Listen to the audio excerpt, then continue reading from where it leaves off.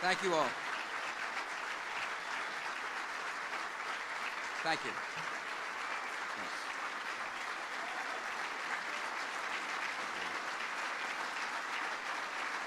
Thanks. Please be seated. Thank you for the warm welcome. I thank John for that introduction. John McCain is a man of honor and integrity and personal courage. He's an outstanding chairman for the International Republican Institute. He campaigned with me, for which I was grateful, and one time he said, "You believe in free speech?" I said, "I do." He said, "Why don't you get over to the IRI and give one then?"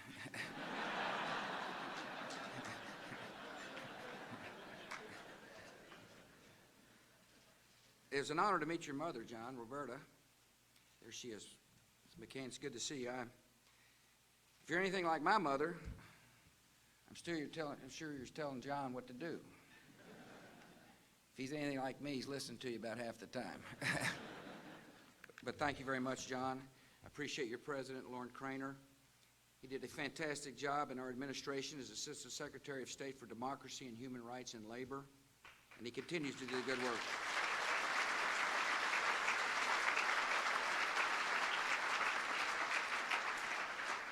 I regret Laura's not with us tonight. You probably think she's working on some of her one-liners. She's actually packing her bags because she's off for Jordan and Israel and Egypt to continue to deliver the freedom message. And I can't think of a better messenger.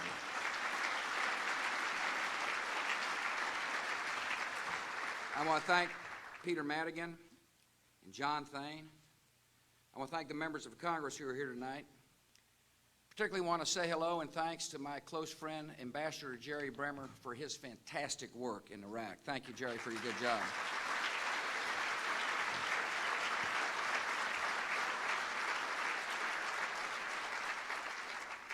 I'm pleased to know that Paul Wolfowitz is with us tonight, President-elect of the World Bank.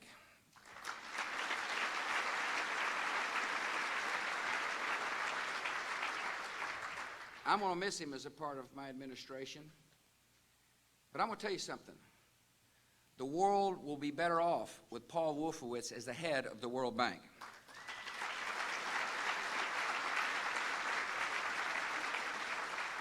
I want to thank the members of the Diplomatic Corps, and I want to thank you for this fine award. I understand a little later on you're going to give an award to a true champion of freedom, and that is Pope John Paul II. Everywhere he went, Pope John Paul preached the call of freedom is for every member of the human family. Because the author of life wrote it into our common human nature. And in the end, even the Berlin Wall could not withstand the force of this humble Polish priest who became the Bishop of Rome and a true hero for the ages. Thank you for honoring this good man.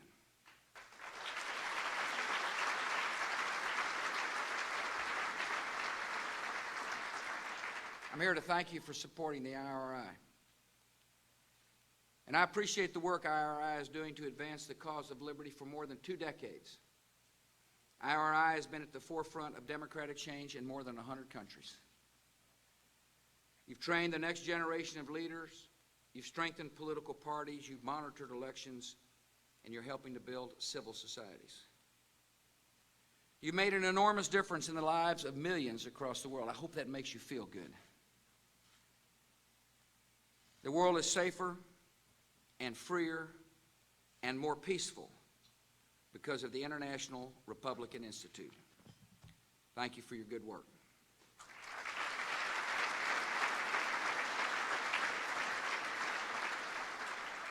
These are incredibly exciting times. It must be exciting times for you. And they're exciting times for me. They should be exciting times for everybody. Because freedom is making unprecedented progress across the globe. In the last 18 months, we've witnessed revolutions of rose, orange, purple, tulip, and cedar. And these are just the beginnings.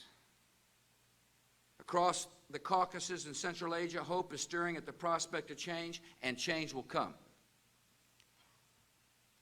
Across the broader Middle East, we're seeing the rise of a new generation whose hearts burn for freedom, and they will have it. This is a period of great idealism, when dreams of liberty are coming true for millions.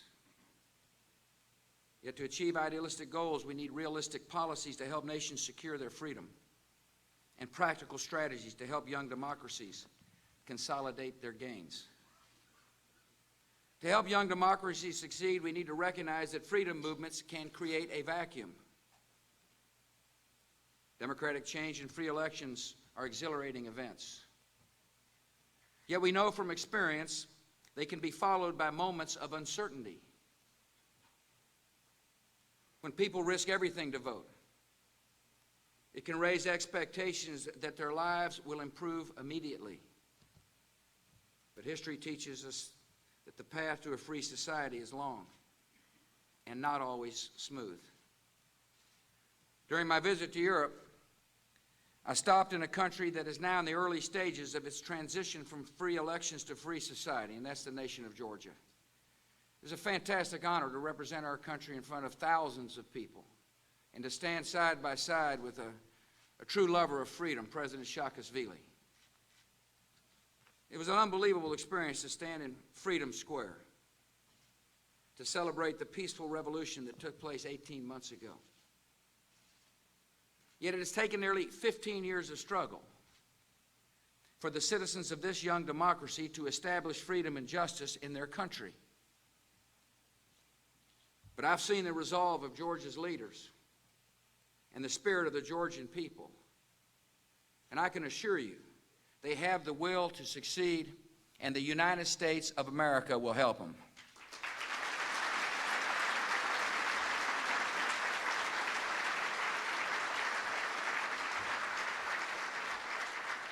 Almost every new democracy has gone through a period of challenge and confusion. In Slovakia, the Velvet Revolution was followed by a period of neo-authoritarian rule before freedom firmly took hold. In Romania, the communist regime was toppled in 1989, and today the post-communist leadership is still dealing with the legacy of corruption they inherited as they work to build a vibrant democracy. In Ukraine, citizens waited 13 years after independence for the Orange Revolution that solidified their democratic gains. All these countries still have much more work to do, but their people are courageous and their leaders are determined, and with our help, they will prevail.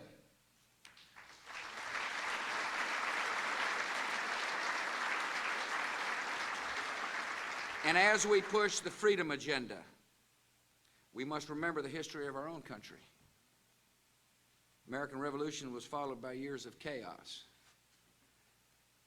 1783, Congress was chased from Philadelphia by angry veterans demanding back pay, and the Congress stayed on the run for 6 months. Our first effort at a governing charter, the Articles of Confederation, failed miserably.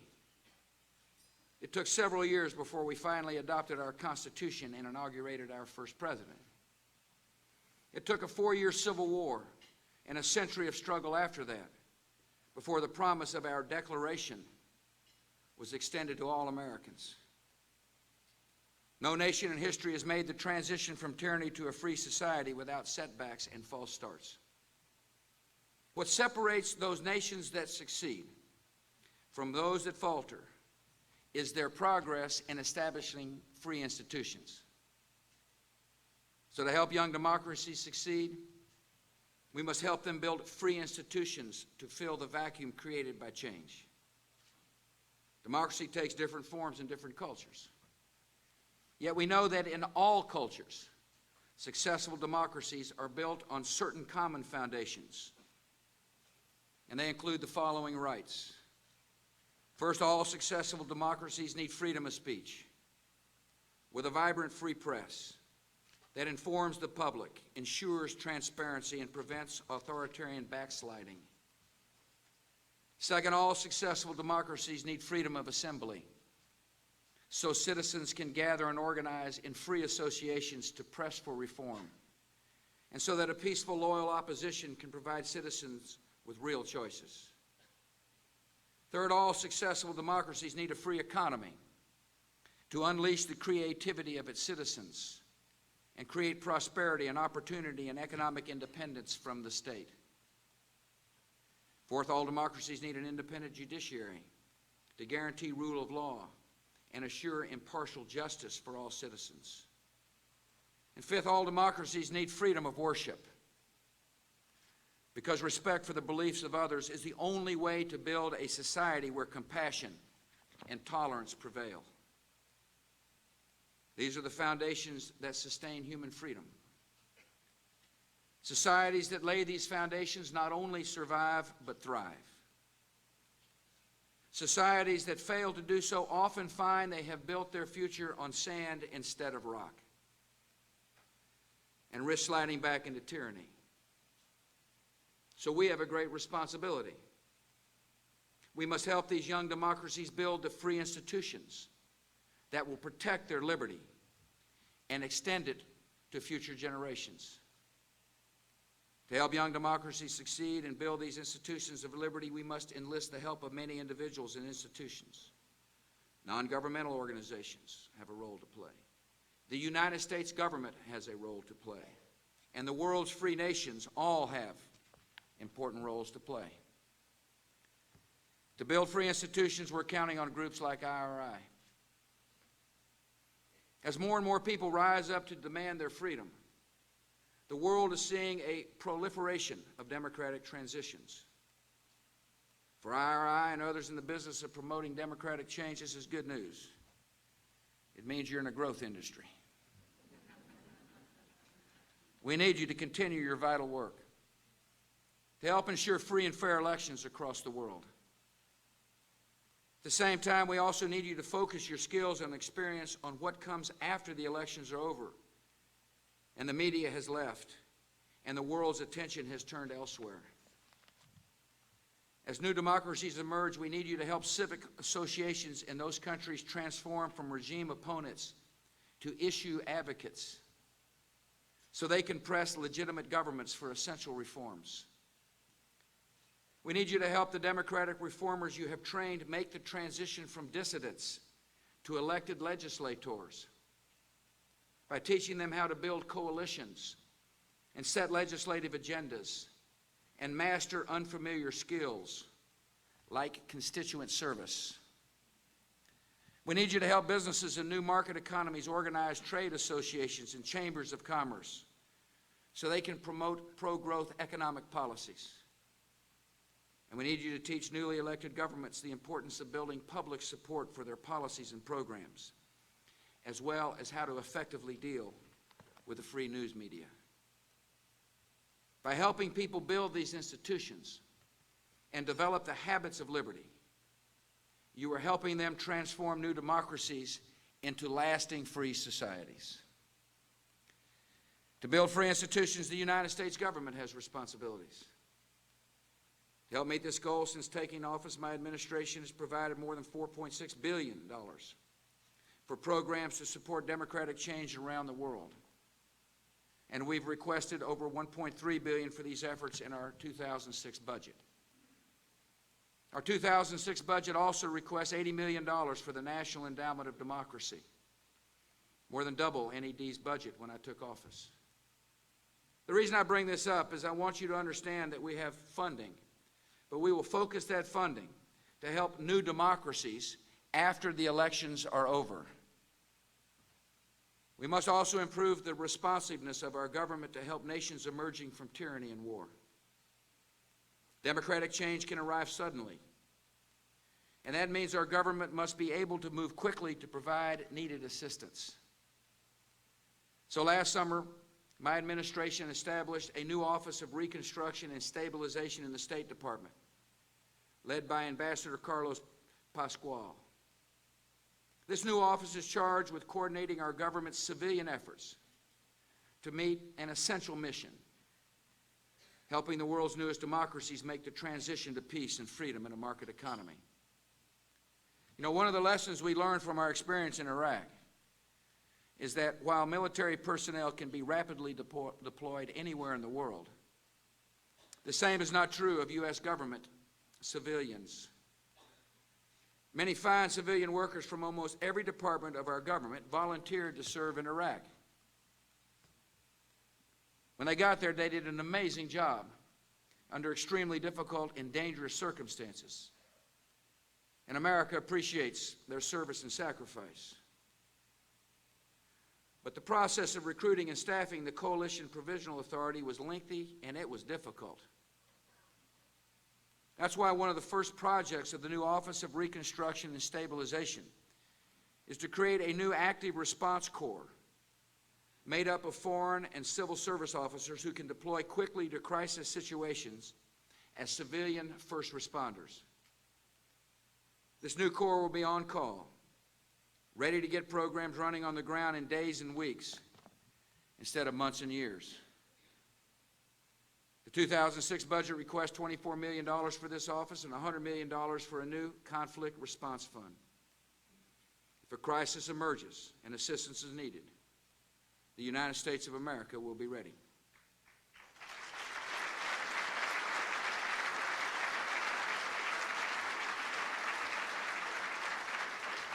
This office will also work to expand our use of civilian volunteers from outside our government who have the right skills and are willing to serve in these missions. After the liberation of Iraq and Afghanistan, Americans from all walks of life stepped forward to help these newly liberated nations recover. Last summer, a Lancaster, Ohio police officer named Brian Fisher volunteered to spend a year in Baghdad training Iraqi police. Brian says the Iraqi people have been under a dictatorship and now they're moving toward democracy, and I want to do something to help. What a fantastic spirit that Brian showed. But he's not alone. Last May, a Notre Dame law school professor named Jimmy Groulet helped train 39 Iraqi judges, some of whom will conduct the trials of Saddam Hussein and other senior members of his regime. Because of efforts of people like him and Brian, these trials will be fair and transparent. These are ordinary Americans who are making unbelievable contributions to freedom's cause. And the spirit of the citizenship of this country is remarkable. And we're going to put that spirit to work to advance the cause of liberty and to build a safer world.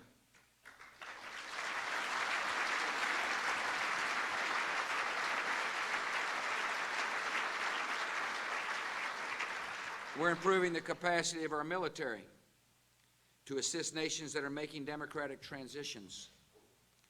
In Iraq and Afghanistan, our men and women in uniform are serving with unbelievable courage and distinction, and they make this country incredibly proud. The main purpose of our military is to win the war on terror, is to find and defeat the terrorists overseas so we do not have to face them here at home. A major goal of our military is to train Iraqi and Afghan security forces so these nations can defend their people and fight the terrorists themselves. But at the same time, America's armed forces are also undertaking a less visible but increasingly important task, helping these people of these nations build civil societies from the rubble of oppression. In Afghanistan, U.S. and coalition forces are deploying provincial reconstruction teams in remote regions of that country. These teams are helping the Afghan government to fix schools, dig wells, build roads, repair hospitals, and build confidence in the Afghan government's ability to deliver real change in people's lives. In Iraq, soldiers of the 1st Cavalry Division launched Operation Adam Smith, provided Iraqi entrepreneurs with small business loans, and taught them the important skills to run a business like accounting and marketing and writing business plans. To give our military more resources for this vital work, we are rebalancing our forces, moving people out of skills that are in low demand, such as heavy artillery, and adding more military police and civil affairs specialists that are needed in these types of situations. by transforming our military. We will make our armed forces faster, more agile, and more lethal. And we will make them more effective in helping societies transition from war and despotism to freedom and democracy. To build free institutions, all free nations have responsibilities. We know that democracies do not foment terror or invade their neighbors. Democratic societies are peaceful societies, which is why, for the sake of peace, the world's established democracies must help the world's newest democracies succeed. The United States will continue to call upon our friends and allies across the world to help in this noble cause. Today, many nations are stepping forward with practical help. And some of the most active countries are those who've had recent experience with tyrants themselves. Hungary has established an international center for democratic transition to share its experiences with emerging democracies. Lithuania is now preparing to deploy a provincial reconstruction team in western Afghanistan. Slovakia is bringing Iraqi political leaders to their country to show them firsthand how a nation moves from dictatorship to democracy. With the help of IRI, Poland and Lithuania and Latvia are working with civil society leaders in Belarus to bring freedom to Europe's last dictatorship. Bahrain. In Afghanistan, 40 countries have forces on the ground. And NATO has taken charge of the International Security Assistance Force in Kabul. In Iraq, 30 nations have forces deployed, and NATO is helping to train Army officers and police and civilian administrators of a new Iraq. This is incredibly important work, and I will remind the leaders of free countries how important this work is.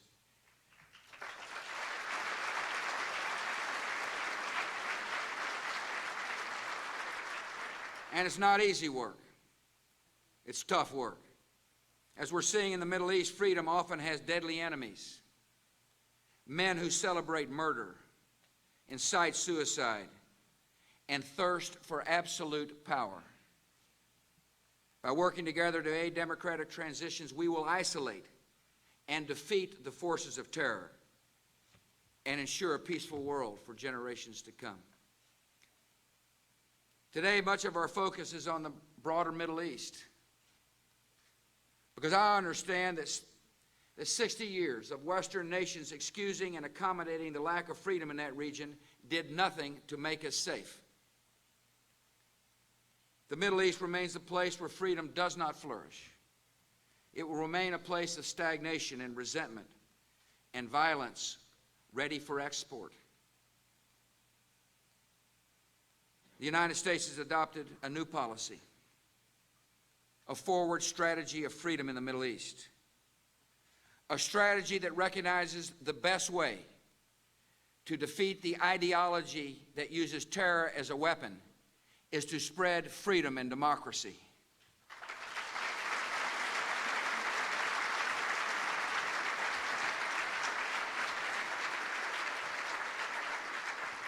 And we're beginning to see the effects of this new approach.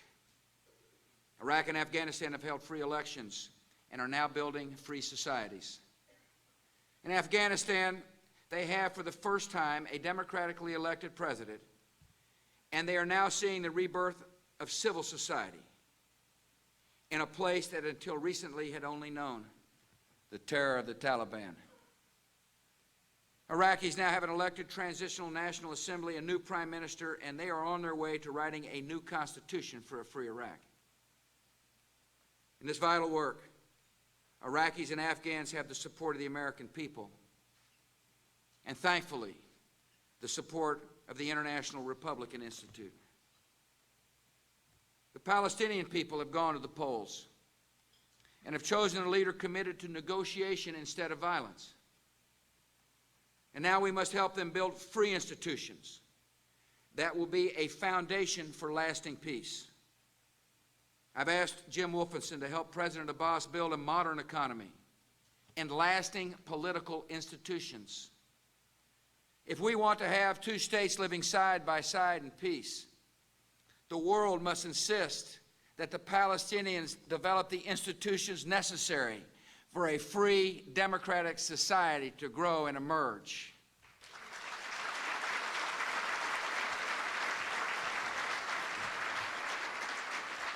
Egypt will hold its first multi-party presidential election this fall.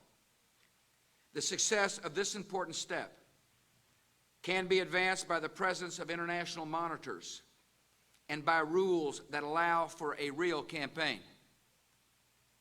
In Lebanon, the citizens of that nation rose up to demand their independence and will vote in elections that are set to start at the end of this month.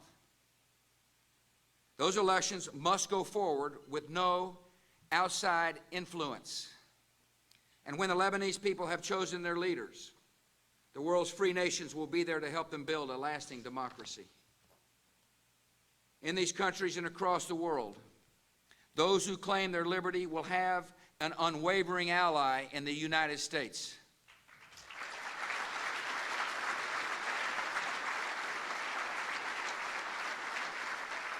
This administration will stand with the democratic reformers, no matter how hard it gets.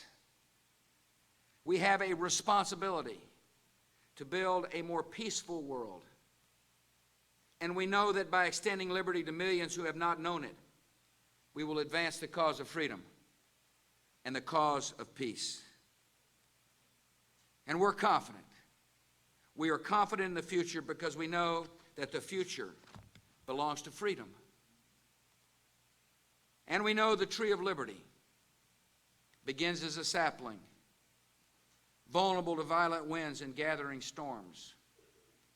Yet if nurtured and protected, it will grow into a mighty oak that can withstand any storm.